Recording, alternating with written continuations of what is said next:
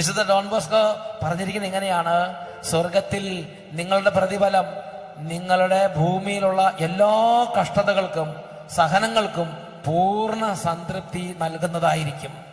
സ്വർഗത്തിലുള്ള നിങ്ങളുടെ പ്രതിഫലം നിങ്ങളുടെ ഭൂമിയിലുള്ള സകല കഷ്ടതകൾക്കും സഹനങ്ങൾക്കും കണ്ണുനീരിനും മനപ്രയാസത്തിനും പരിപൂർണ സംതൃപ്തി നൽകുന്നത്. അത്രയും വലിയ റിവാർഡ് ദൈവഹിത പ്രകാരം സഹിക്കുന്നവർക്കുണ്ട് സഹോദരങ്ങളെ. ഉച്ചത്തിൽ പറഞ്ഞേ hallelujah, hallelujah, hallelujah, hallelujah, hallelujah, hallelujah. അതുകൊണ്ട് ദൈവഹിത പ്രകാരം സഹിക്കുന്ന ഒരു ക്രിസ്ത്യാനി ഒരു ആരെയോ നിങ്ങൾ കണ്ടാൽ നിങ്ങൾ അങ്ങോട്ട് എൻകറേജ് ചെയ്യണം, പരസ്പരം എൻകറേജ് ചെയ്യണം. ഭാഗ്യവാൻ, ഭാഗ്യവാൻ എന്ന് പറഞ്ഞ് എൻകറേജ് ചെയ്യണം.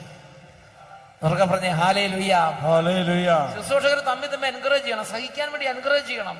Hallelujah, hallelujah, hallelujah, hallelujah. പ്രകാരം സഹിക്കുന്നത്, ദൈവം അനുവദിക്കുന്നത് സഹിക്കുന്നതിൽ പുതിയതായിട്ട് അധികം ഒന്നും ചോദിക്കാൻ നിൽക്കണ്ട. ദൈവം അല്ലാതെ തന്നെ അനുവദിച്ചു തരും. അത് അങ്ങോട്ട് സന്തോഷമാക്കി എടുക്കുന്നതിൽ ആനന്ദിക്കണം.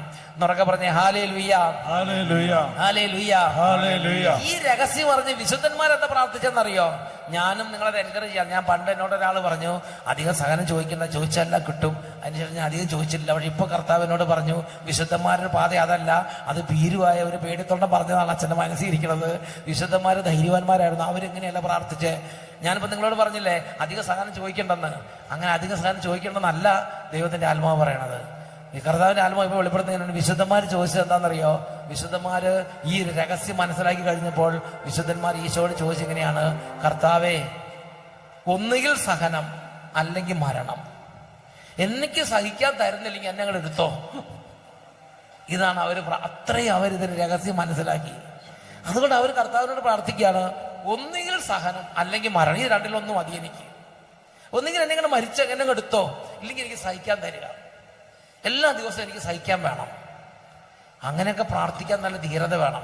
എൻ്റെ മനസ്സിൽ അത്രയും ധീരതയായിട്ടില്ല. അതുകൊണ്ടാണ് ഞാൻ ആദ്യം പറഞ്ഞത്, പുതിയതൊന്നും ചോദിക്കണ്ട, ദൈവം തരുന്നത് തന്നെ എടുത്താൽ ധാരാളം മതിയാവും എന്ന് പറഞ്ഞത്. അതെന്നോട് വേറൊരാൾ പറഞ്ഞത് എൻ്റെ മനസ്സിൽ ഇരിക്കണോണ്ടാണ് അത് പറഞ്ഞത്. എന്നുറക്കെ പറഞ്ഞ ഹല്ലേലൂയ, ഹല്ലേലൂയ.